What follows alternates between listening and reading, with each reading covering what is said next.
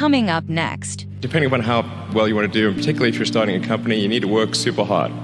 So what does super hard mean?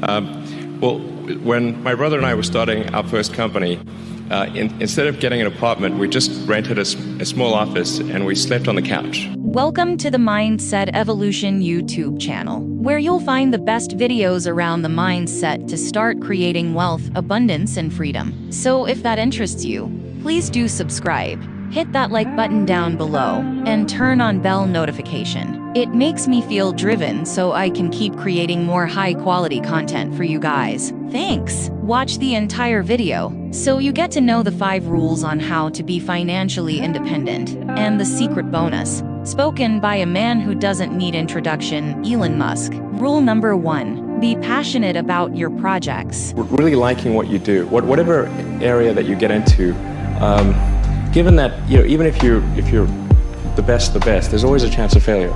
So I think it's important that you really like whatever you're doing. If you don't like it, life is too short. If you like what you're doing, you think about it even when you're not working. I mean, it's something that your mind is drawn to.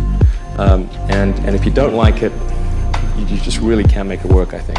Rule number 2. Be practical. Avoid wishful thinking. I think certainly being focused on something that you're confident will have high value to someone else, and just being really rigorous in making that assessment, because people tend to, a natural human tendency is wishful thinking. So a challenge for entrepreneurs is to say, well, what's the difference between really believing in your ideals and sticking to them versus pursuing some unrealistic dream that doesn't actually have merit? And that is a really difficult thing to tell. Can you tell the difference between those two things? Right. So you need to be sort of very rigorous in your self-analysis. I think certainly extremely tenacious, and then just work like hell. I mean, you just have to put in, 80 to 100 hour weeks every week.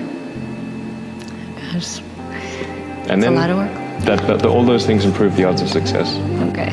I mean, if other people are putting in 40-hour work weeks and you're putting in 100-hour work weeks, then even if you're doing the same thing, you know that in 1 year you will achieve what they achieve. You will achieve in 4 months what it takes them a year to achieve.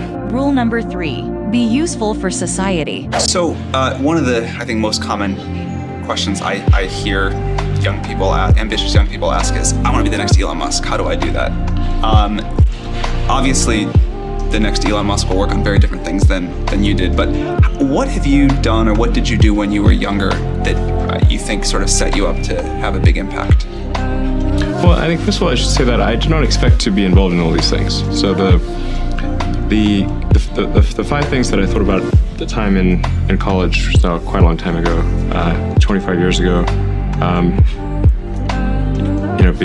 making life multiplanetary, accelerating the transition to sustainable energy, the internet, broadly speaking, and then genetics and AI. I think I didn't expect to be involved in all of those things. I actually, at the time in college, I sort of thought helping with electrification of cars was how I would start out, and that's actually what I worked on as an intern, was advanced ultracapacitors to see if they would be a breakthrough relative to batteries for energy storage in cars. And then when I came out to go to Stanford, that's what I was going to be doing my grad studies on, was working on advanced energy storage technologies for electric cars. And then I put that on hold to start an internet company in '95, because there does seem to be like a time for particular technologies when they're at a steep point in the inflection curve, and I didn't want to do a PhD at Stanford and watch it all happen, and I wasn't entirely certain that the technology I'd be working on would actually succeed. Like you can get a doctorate on many things that ultimately do not have a practical bearing on the world. And I wanted to, I really was just trying to be useful. That's the optimization It's like, what can I do that would actually be useful? Do you think people that want to be useful today should get PhDs? Mostly not. So what is the best way to Some be useful? yes, but mostly not.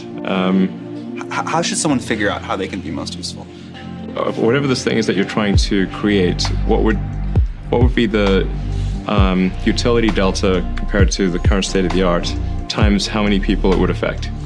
So that's why I think having something that makes a big difference but affects a sort of small to moderate number of people is great, as is something that makes even a small difference but affects a vast number of people. Like the area under the curve. Yeah, exactly. The area under the curve would actually be roughly similar for those two things. So it's actually really about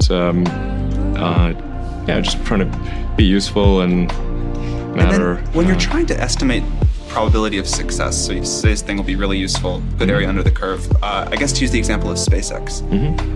When you made the go decision that you were actually going to do that, this was kind of a very crazy thing at the time. Very crazy, very for sure. Crazy. Yeah, people are not shy about saying that.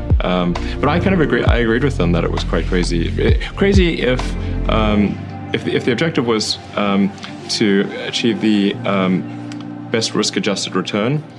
Starting a rocket company is insane. But that was not my objective. Rule number 4: surround yourself with great people. If you're creating a company or if you're joining a company, the most important thing is to attract great people. So either join a group that's amazing, that you really respect, or if you're building a company, you've got to gather great people. I mean, all a company is a group of people that have gathered together to create a product or service. And so depending upon how talented and hardworking that group is and the degree to which they are focused cohesively in a good direction, that will determine the success of the company. So do everything you can to gather great people if you're creating a company. Rule number 5: time efficiency is everything. How do you spend your days now? Like what do you allocate most of your time to? My time is mostly split. It's split between SpaceX and Tesla, and of course I try to spend it's a part of every week at OpenAI. So I spend basically half a day at OpenAI most weeks, and then I have some OpenAI stuff that happens during the week. But other than that, it's really SpaceX and Tesla. And what do you do when you're at SpaceX or Tesla? Like, what does your time look like there? So that's a good question. I think a lot of people think I must spend a lot of time with media or on businessy things, but actually almost all my time, like 80% of it, is spent on engineering and design. So it's developing next generation product. That's 80% of it. You probably don't remember this. A very long time ago, many years, you took me on a tour of SpaceX. And the most impressive thing was that you knew every detail of the rocket and every piece of engineering that went into it. And I don't think many people get that about you. Yeah, I think a lot of people think I'm kind of a business person or something, which is fine. Like, business is fine, but but really, it's like at SpaceX. Gwynne Shotwell is Chief Operating Officer. She kind of manages legal, finance, sales, and kind of general business activity. And then my time is almost entirely with the engineering team, working on improving the Falcon 9 and the Dragon spacecraft, and developing the Mars colonial architecture.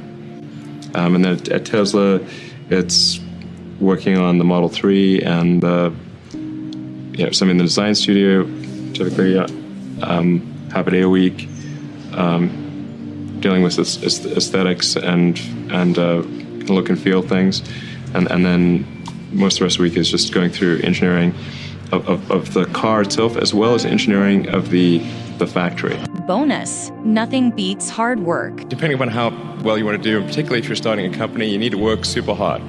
So what does super hard mean? When my brother and I were starting our first company, instead of getting an apartment, we just rented a small office and we slept on the couch.